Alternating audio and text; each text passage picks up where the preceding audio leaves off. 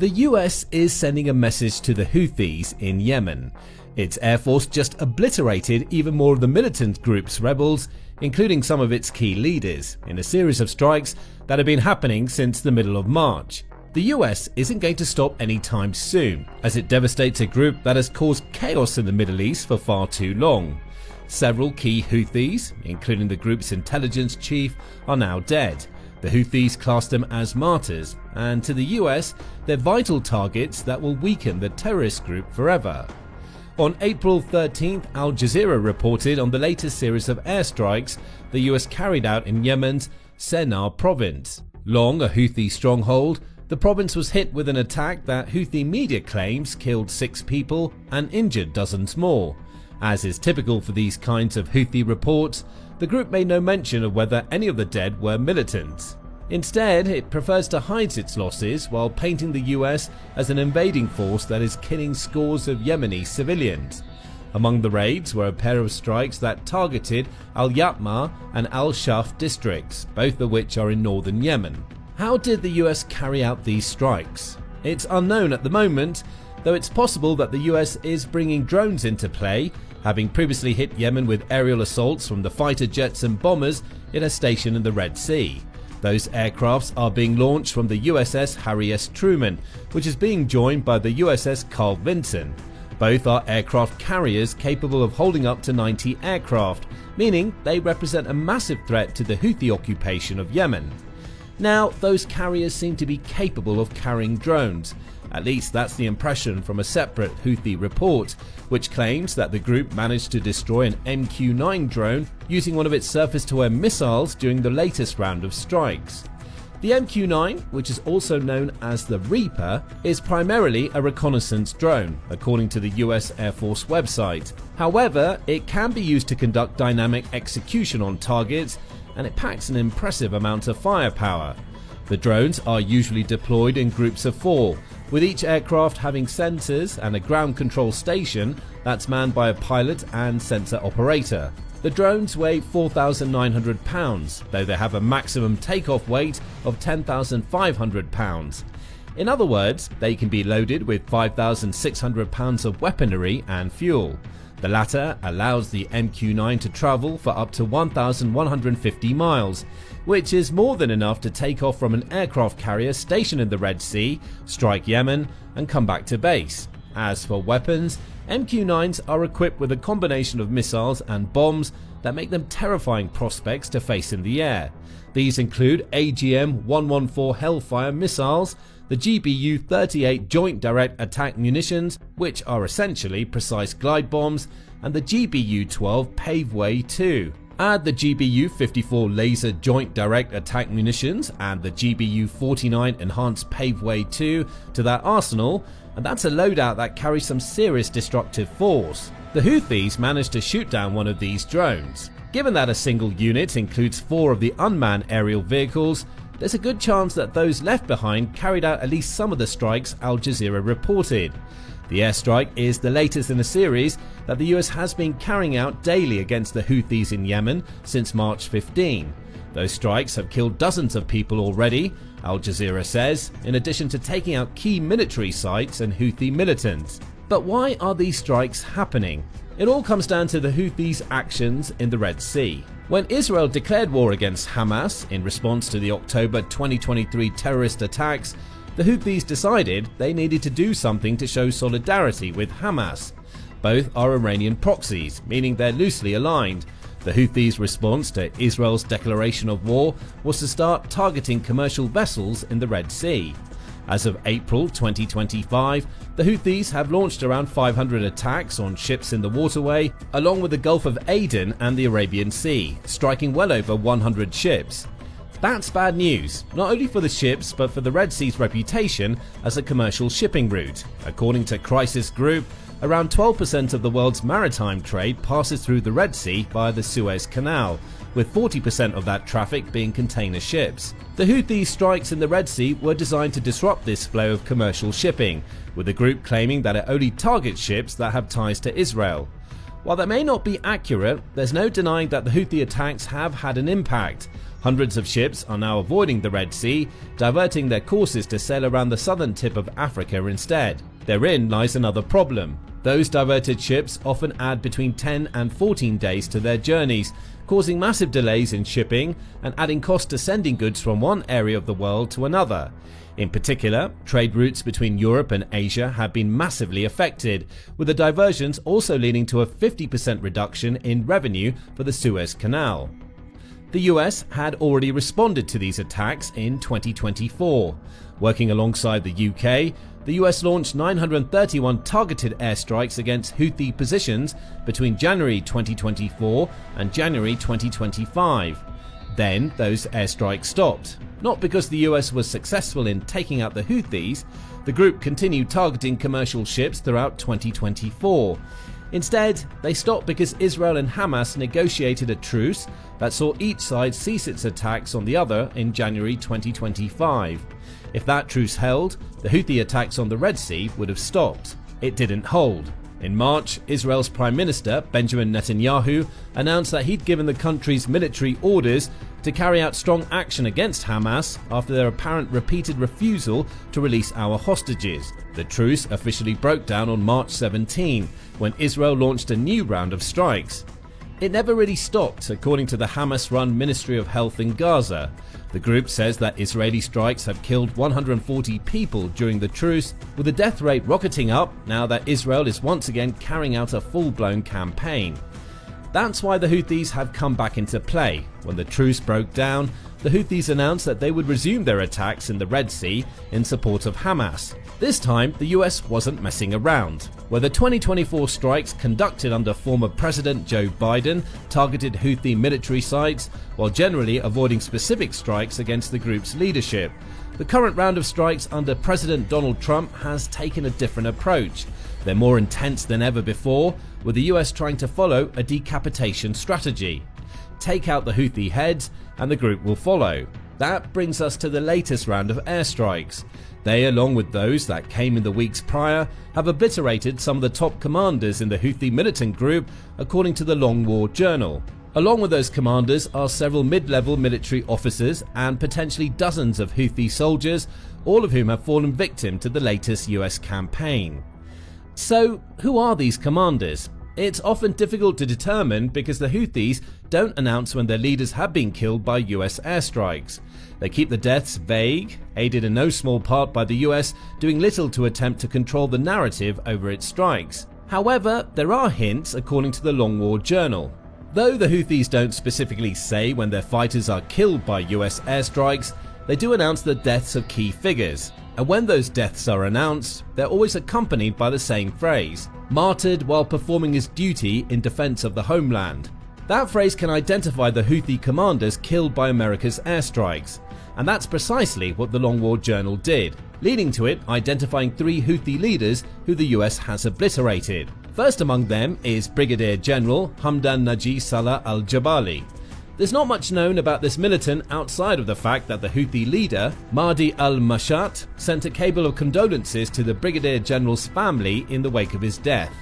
But that's notable. It suggests that al-Jabali was close enough to the Houthi leader to have a personal relationship with him. Furthermore, a separate cable carried the words we mentioned earlier. Al-Jabali was martyred while performing his duty in defense of the homeland. The only other information available about the Houthi commander is that his funeral took place on March 26. Again, his connections with Houthi leadership were on full display. The funeral was attended by a Houthi acting governor, the group's mobilization officer, and Yemen's deputy minister of civil service and administrative development. Other attendees supposedly praise al-Jabali's supposed heroism on the battlefield and his bravery in confronting aggression. The odds are that he's dead now because of a US airstrike. And he's not the only one. While al-Jabali's specific role in the Houthis is unclear, the same can't be said for Colonel Abdul Nasser al-Kamali. He was killed in an April 8 airstrike in Senna, and he served as the Houthis' intelligence chief. The Long War Journal says that it was under Kamali that the Houthis managed to complete several security and intelligence operations. That suggests he may have been one of the figureheads in the group's Red Sea campaign. The intelligence he gathered likely helped the Houthis to locate ships in the Red Sea and determine which ones they wanted to target. Beyond that, the journal says that Kamali played a key role in uniting several factions within the Houthi militant group, helping the organization become stronger. Plus, he directed Houthi forces on the ground by planning and executing their military assaults against the Arab coalition forces in Yemen and other countries that are trying to eradicate the Houthis. He was killed on a day when the US also decimated a Houthis weapons store and one of its ammunition depots, along with carrying out 5 other strikes on unspecified targets. Interestingly, Kamali's death was more impactful against the Houthis on the intelligence front than expected. According to the Times of Israel, the Houthis decided to arrest its own deputy head of intelligence, a role Kamali served in years earlier, in the wake of Kamali's death. Why? The group believes it was that deputy head who leaked the coordinates of several key sites, likely including the location where Kamali was killed, to the US. That means Kamali's death was a 1-2 punch for the Houthis' intelligence network. The head of the group's intelligence is now dead, and the man who would have likely replaced him is languishing in a Houthi prison cell. Kamali's funeral, like al-Jabali's, was attended by the Houthis' head of general mobilization, along with several key deputies and directors of Yemeni political offices. Here, connections can be seen forming. It's known who Kamali was and what he did. And while less information is available about al-Jabali, the fact that their funerals were attended by the same types of higher-ups in the Houthi command structure indicates al-Jabali was just as important to the Houthis' operations as Kamali. 2 days after Kamali was killed, news emerged of another Houthi martyr who fell to the US airstrikes. This time, it was Captain Malik Abdullah Mohammed al-Lassani. Much like al-Jabali, we don't know too much about al-Lassani. However, he's yet another Houthi leader who was referred to as a martyr during his funeral.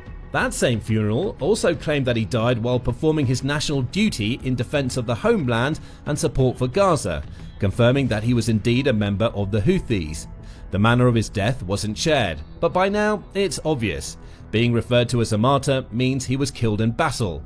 The only country the Houthis are fighting right now is the US, and the US is attacking via the air. Al-Lassani was yet another high-ranking Houthi official who succumbed to an American missile or bomb. These are the 3 Houthi leaders we know about for sure. However, the Long War Journal says that there are plenty of other reports of US strikes that have supposedly taken out members of the group, ranging from leaders and commanders to foot soldiers. Many of the claims appear to be true, the journal says. However, it's difficult to address whether some claims are legitimate due to a lack of evidence or reliable sources. The Houthis have certainly tried to hide the fact that so many of their important members are being killed, but the journal does highlight a list published to X by Mohammed al-Bashar, who's a Yemeni analyst who supposedly has sources within the Houthi ranks. According to al-Bashar, the US airstrikes have been far more damaging than the Houthis want the world to believe. The militant group says the strikes have killed several dozen people. Al-Bashar says the number is closer to 100, counting only Houthis of various military ranks as of April 6. His data is pulled from announcements of funerals across several of the Houthi fronts, with the Long War Journal adding that several of the deaths have been confirmed by Houthi-aligned sources. Add to all of this the rumours. For instance, the journal adds that there are reports that a US airstrike killed the Houthi brigade commander Shamsan Hussein al-Fiq, with a post on X backing that claim. However, no confirmation has arrived from either the US or the Houthis, meaning al-Fiq may still be operating in his capacity as a leader of Houthi military operations.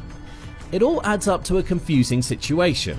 So, what's known for sure? The US is carrying out daily airstrikes. The Houthis aren't confirming the deaths of any of their senior members to those strikes, though funeral announcements and the use of the word martyr reveal more than the group would like the world to know. And at least 3, and possibly up to 100 of its members are already dead, and there are several more who may have been killed. In short, the intense US airstrikes are working. The Houthi head isn't decapitated yet, but the neck has taken several blows, and it seems that the group's leaders are hanging on by a thread. Which raises a key question: what happens next? Well, the Houthis and their actions in the Red Sea are tied both to Israel's war against Hamas in Gaza and the desires of Iran. And the Houthis have always been clear: The Red Sea attacks continue for as long as the war in Gaza rages. That means the US airstrikes aren't going to stop either. As US Defense Secretary Pete Hegseth put it on March 16, the minute the Houthis say, "We'll stop shooting at your ships, we'll stop shooting at your drones," this campaign will end. But until then, it will be unrelenting. Hegseth has been true to his word so far. Not a day has passed since March 15 when the US hasn't launched some kind of strike in Yemen. Those strikes are disrupting the Houthis' efforts in the Red Sea. However, the group hasn't pledged to stop its attack. If anything, its rhetoric seems to revolve around not stopping until the US stops. Dropsite reports that a member of the group's political wing fired Hegseth's warning back at him on April 10. "We do not consider ourselves at war with the American people," claimed the Houthi spokesperson. "If the US stops targeting Yemen, we will cease our military operations against it." Again, there's no mention of stopping attacks on commercial vessels in the Red Sea, which means the US will keep striking, and so on in a vicious cycle. So there may be something else required to bring an end to the airstrikes, and that something else could be Iran. The Houthis are supported by Iran to the point where the militant group acts as a proxy. The problem Iran faces is that the US airstrikes in Yemen are putting a lot of pressure on it. That pressure may be starting to pay off, at least according to one unnamed Iranian official who claims that the country's focus on supporting the Houthis has declined since Trump also turned his sights towards Iran. Every meeting is dominated by discussions about Trump, and none of the regional groups we previously supported are being discussed, the official told The Telegraph on April 3. The view here is that the Houthis will not be able to survive and are living their final months or even days, so there's no point in keeping them on our list. But does this actually mean Iran is abandoning the Houthis? On April 10, the Atlantic Council claimed that Iran just wants the US to believe that it's withdrawing support. It says there's no credible evidence to suggest Iran is leaving the Houthis in the dust, despite reports about the country repositioning some of its military personnel in Yemen being accurate. Iran still has an ambassador in Yemen who's advising the Houthis, the council claims. The leak to The Telegraph was possibly a false effort designed to test America's reaction while giving Iran time to maneuver in the wake of bombing threats made against it by Trump related to its nuclear program. What is known for sure that the US and Iran are talking. Indirect talks between the two began on April 12, hosted in Oman. Those talks were dubbed constructive by Iran's foreign ministry, with a discussion lasting for a little over 2 hours. More talks will follow this week, with Oman acting as a mediator. The US may use these talks to pressure Iran into withdrawing its support of the Houthis altogether, or at the very least convince the group to stop its Red Sea attacks. Whether Iran would be willing to do that, considering it's using its proxies to make a statement against Israel, remains to be seen. A lot hinges on the outcome of those talks for the US, Iran and the Houthis. Until they're concluded, it's likely that more of what started on March 15 will continue. The US will attack more targets in Yemen from the air, and the Houthis will try to respond while remaining quiet about its actual losses. Perhaps the US will even succeed in decapitating the group before Iran can even consider putting a stop to their actions. One thing is for sure, more Houthi leaders are going to follow those who the group has lost so far to martyrdom. But what do you think about the most recent developments in the US airstrike campaign against the Houthis? Is there any chance the US will relent anytime soon? Will the Houthis stop their raids in the Red Sea? What role will Iran play in all of this, assuming it plays a role at all? Share your thoughts with us in the comments, and remember to subscribe to The Military Show for commentary on the latest developments in the Middle East. We're an independent source of news and information about military affairs around the globe and greatly appreciate your support.